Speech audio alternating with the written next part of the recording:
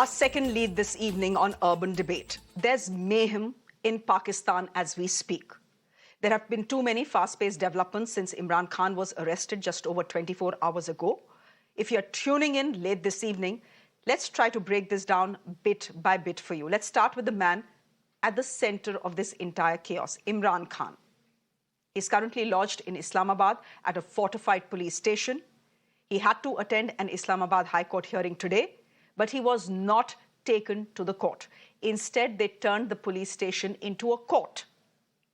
So far, there is only one photograph of Imran Khan in custody. He's sitting on a chair and apparently looking quite well to me. There you have it, reading something. But his party is claiming he's being tortured, he has had chest pain, and was being denied legal access. Now, there is mounting legal trouble for Imran Khan. Yesterday, he was arrested in connection with the Al Qadir Trust case. You saw those dramatic pictures from yesterday. And today, he has been indicted in yet another case. This time, it's the Tosha Khana case, where he stands accused of purchasing gifts from the state treasury at a discounted price and selling them for a profit. And at the spotlight of this entire scandal is this Graf watch on your screens. This is a watch the Saudi Crown Prince gifted Imran Khan during his tenure as the Prime Minister, and it is worth some 85 million Pakistani rupees. This is only one of the many expensive gifts that Imran Khan sold for a profit. Essentially, he bought these gifts at a huge discount from the Tosha Khana and then sold them for a profit. That's what he did, which is why he's being accused of corruption. That's the case he's been indicted in today. Currently, there is no relief in sight for Imran Khan, at least not for the next 8 days, after the court sent Imran Khan into an 8-day custody of the NCB. That's the National Corruption Bureau. But he's not alone in all this ordeal that has been playing out for the last 48 hours. Joining Imran Khan in custody today are some prominent members of the PTI, like Shah Mahmood Qureshi. He's the ex-Foreign Minister of Pakistan and is a face that is very familiar to many of us here in India. There are also 1,000 PTI workers who have been allegedly arrested for arson and rioting. Iftikhar Chaudhary, another senior PTI leader, may be next in line, is what we are being told. The PTI, however, is not taking these arrests lightly and calls this a politically motivated situation. The Pakistan government, on the other hand, denies any political vendetta. Obviously, they will. The government says that Imran Khan has bled the government dry of 50 billion Pakistani rupees and has boycotted legal proceedings. Not just this, the Pakistan government is also accusing Imran Khan of spreading anarchy and chaos in the country. Highlighting these allegations, the government asserts that Imran Khan's arrest is justified and not an arbitrary or unlawful act. And just moments ago, Pakistan's Army's PR wing, it's called ISPR, has condemned yesterday's violent protests, saying the day is a black chapter in Pakistan's history. ISPR is also adding, essentially the army is also adding, that the Pakistani army has exercised extreme restraint after being attacked by protesters. And we saw those attacks yesterday. The army headquarters in Rawalpindi, protesters stormed that. They said the corps commander's residence in Lahore on fire as well. They vandalized it. So the army has been the focus of much of the protests and arson we have seen in Pakistan since yesterday. And today, the protests have continued unabated across Pakistan. Clashes between Imran Khan's supporters and cops have put Pakistan on the boil. Those pictures are coming to us from today, these pictures from Peshawar. At least 5 people have been killed in these protests and arsons. Dozens have been injured. The army has been called in Punjab, in Sindh, and Islamabad as well. Troops have also been deployed in Balochistan and Khyber Pakhtunkhwa. And there seems to be no end to the chaos Pakistan is currently engulfed in. Take a look at these pictures as we go across to our guest this evening. Pratikrit Pain is a geopolitical analyst joining us on the broadcast. Iftikhar Gujar is spokesperson of the PTI. Iftikhar Gujar, I'm coming to you first for obvious reasons. Why are you saying that your chief is being tortured? He looked fairly well to me. We saw one picture of his. He seems to be reading something, and he looked quite well. But the PTI seems to be claiming that he's being tortured, he's being denied legal access, and that he's had some chest pains as well. Well, I think the picture which you have seen, not from the back where he was, he got injured from back of his head, and especially another was his leg was already broken.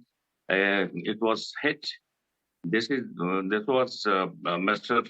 Barrister Gaur was saying. He was with him, and he was tortured also inside the court.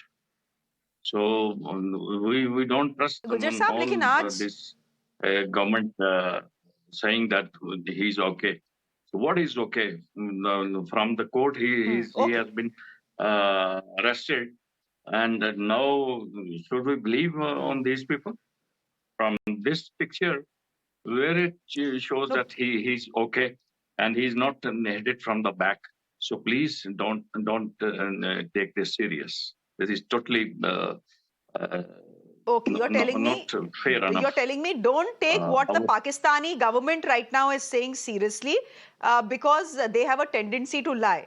But what the Pakistani government is also saying, and that is something that is bearing out on the ground, Gujjar Saab, is that the PTI, Mr. Imran Khan and your party are spreading anarchy.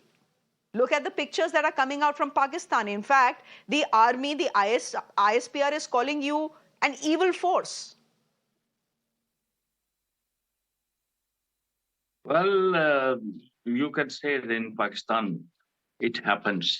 In wherever the emergencies loaded on in government, it happens. If you go back in 1975, the security situation in India is almost same, and one should not believe that this government is truly same. And I believe that this is all Gujjar साहब, आप क्या कहने की कोशिश कर रहे हैं? गुज्जर साहब, आप ये कहने की कोशिश कर रहे हैं कि पाकिस्तान में इमरजेंसी जैसी सिचुएशन हो गई है? गुज्जर साहब, आप क्या कहने की कोशिश कर रहे हैं कि पाकिस्तान में इमरजेंसी टाइप सिचुएशन हो गई है? किसी भी देश में ऑपोजिशन इमरजेंसी नहीं लगाता, सरकार लगाती है, और आपकी सरकार तो है अभी भली चंगी। नहीं, कौन सी हमारी सरकार है भली चंगी? आपको पता ही है सरकार क्या कर रही है। ये आसान तो नहीं है ना। किसी मुल्क के एक आजाद साबिक प्राइम मिनिस्टर को इस तरह हेल्ड कर लेना और कोर्ट के अंदर करना और 1000 से ज्यादा लोग उसके अंदर, तो कोर्टों का क्या इज्जत रहेगी? अब तो कोर्ट की कोई इज्जत ही नहीं है, उसके अंदर ही उसको बिल्कुल डैमेज करके शीशे तोड़ के उसको लेके जाना। अब मैं आपसे ये कहूंगा कि पाकिस्तान की सिचुएशन को समझने की कोशिश कीजिए। इस वक्त जो सूरत हाल है बनाना रिपब्लिक से भी ज्यादा है। ये देखें एक बंदे को किस तरह घसीट के ले जा रहे हैं, 1000 बंदे हैं। तो ये कोई तरीकाकार है? ये कोई जमहूरियत है?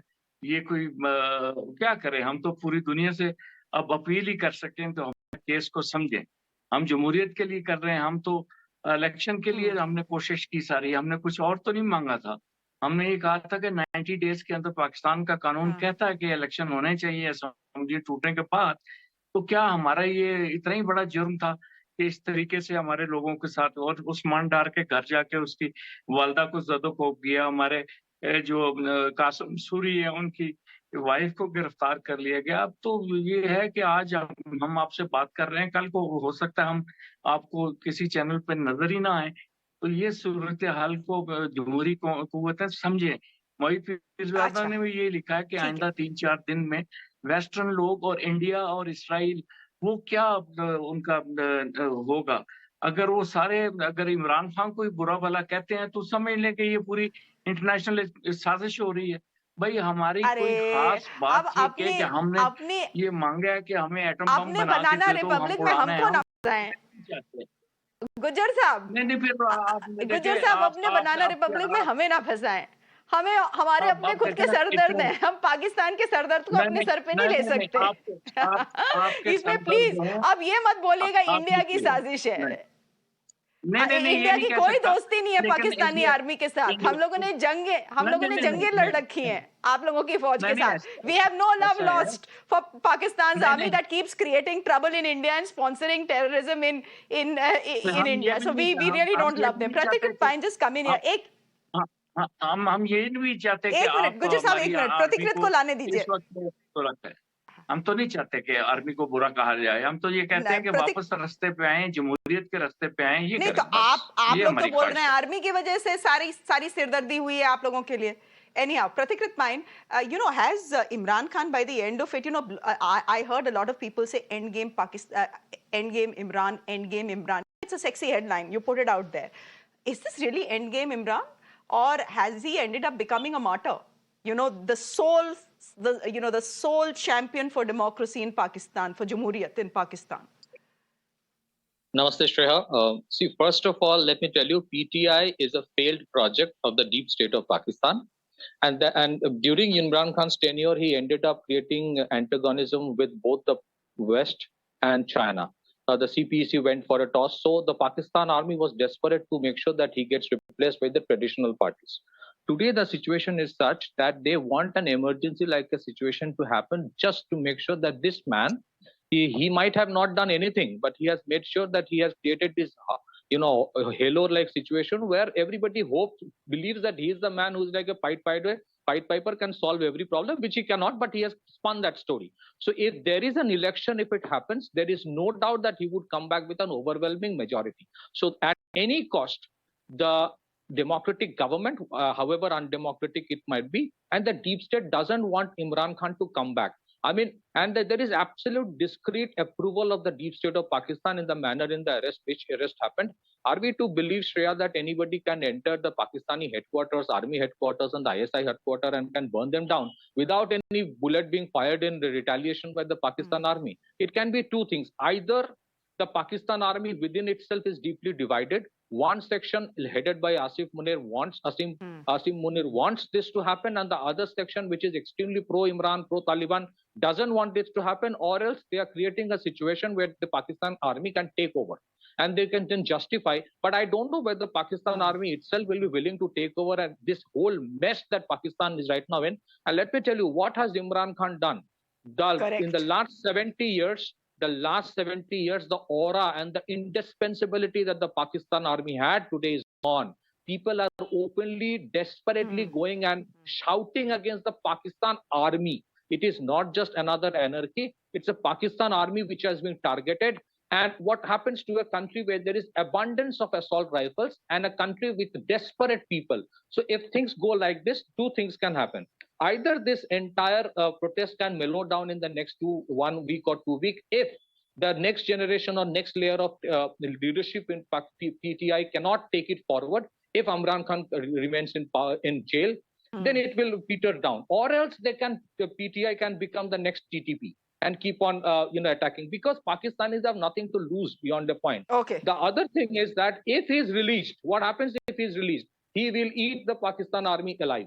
So both ways, let me tell you, Iftikhar ji was saying that India is doing best way for India is to watch this match. It is happening. It's a long haul test match happening at the pace of a T20 match. Pakistan is, I don't know about the end game of Pakistan, Imran Khan, but Pakistan's end game is for certain. They are creating it. No, you don't require an Israel if Pakistan is good enough to destroy themselves.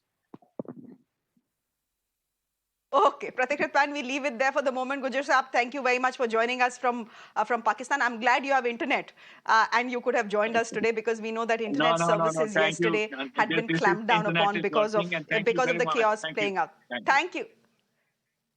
Thank you, Gujar Saab. Bye-bye. Bye. Bye. Good night, Pratikrit. Thank you very much.